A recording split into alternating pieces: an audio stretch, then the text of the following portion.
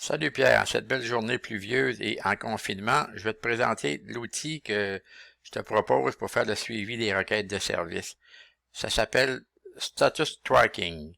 On va rentrer dedans, je vais te montrer maintenant dans WordPress qu'est-ce que c'est. C'est pas la partie où tu vas aller, ça là, mais moi c'est la partie où je vais surtout travailler. Fait, si on rentre dedans, ça s'appelle Tracking. Si on descend, on va juste te montrer quelques babioles là. Si on va dans statut, on voit ici qu'une requête peut avoir plusieurs statuts. Elle peut être annulée, fail, processing, on hold. On pourrait enlever les statuts. Ici, j'ai rien qu'à faire delete, ça va s'enlever. On pourrait ajouter en attente, rejeter. C'est des statuts qu'on pourrait nous autres mêmes créer. Puis, tu donnes aussi un pourcentage ici au statut. Mettons, c'est-à-dire processing, ça veut dire c'est quand on va l'avoir mis en statut processing, ça veut leur dire qu'il y a comme 50% du travail de fait. Mais ça, on peut varier. Là. On peut jouer avec ces pourcentages-là par exemple. Donc, c'est tous des paramètres qu'on est capable de faire. On est capable d'ajouter des statuts ici aussi, si je voulais. La prochaine affaire que je vais te montrer, ici, on voit Sale Representative, là. C'est marqué Full Version Require. Ça, je peux pas le modifier parce que là, j'ai une version qui coûte rien. Fait que je vais t'en parler tantôt pour essayer de regarder la version qui est comme propriétaire, c'est-à-dire que tu payes pour, mais tu as beaucoup plus de choses. Là.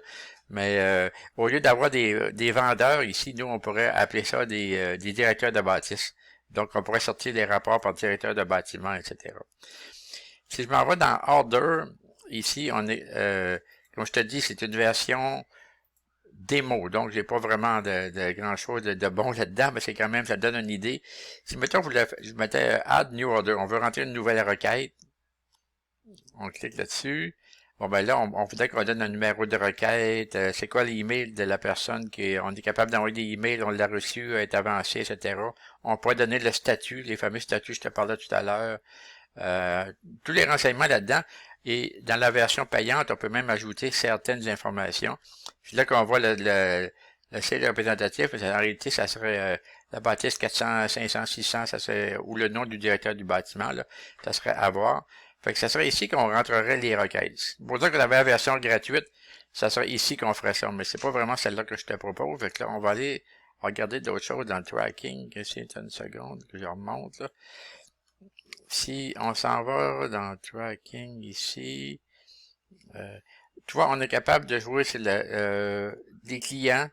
On pourrait, ça serait comme le nom des propriétaires, si on voulait, ou les gens qui font les demandes. Les emails, les courriers. Custom field, on pourrait s'ajouter des champs qui nous intéresseraient. C'est donc, je sais pas, si tu voudrais avoir plus d'informations sur, ça me vient pas à l'idée, là, mais je sais pas tous les champs qu'il y a dans la version de base, mais on pourrait aussi en ajouter des statistiques. Et on pourrait faire, si on va dans Options, c'est ça, si on va dans Options, dans Options ici, on serait capable de, lorsque les gens vont aller voir la requête, de regarder, mais si on va voir le nom de la personne ou pas, le statut, les notes que la personne met, c'est toutes des choses qu'on est capable de paramétriser. C'est quand même intéressant là-dedans là, qu'on peut faire des changements, c'est-à-dire c'est des bases de données derrière ça, mais il nous donne quand même la possibilité d'ajouter des champs et de faire ce qu'on appelle des CSL. Il y a des petits bouts un peu techniques que tu vas passer par-dessus, là, mais c'est certain que la version payante est incomparable à cette version-là. Donc, ça voulait être de faire un tour d'horizon des genres d'outils que je peux avoir ici. Bon, là, ce que je vais faire, je vais aller te montrer un démo, parce qu'ils ont donné un démo et l'autre qui est fonctionnel.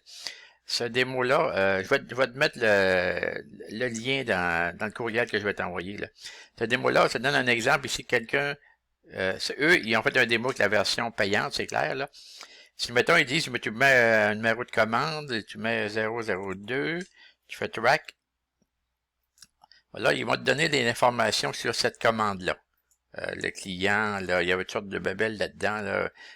Donc, c'est vraiment un paramètre que tu fais. Ici, on voit, il y a une genre de ligne, là, dépendant de où c'est rendu, le pourcentage de la commande, elle s'affiche différemment. Si j'en essaye un autre, on avait ici jusqu'à 5, pas jusqu'à 5. Si je fais ici, je fais 005, 005, puis je fais track. Tu vois ici, à compléter la commande. Donc, tous les statuts, on les verra avancer avec le pourcentage. Ça, c'est une forme qu'on a.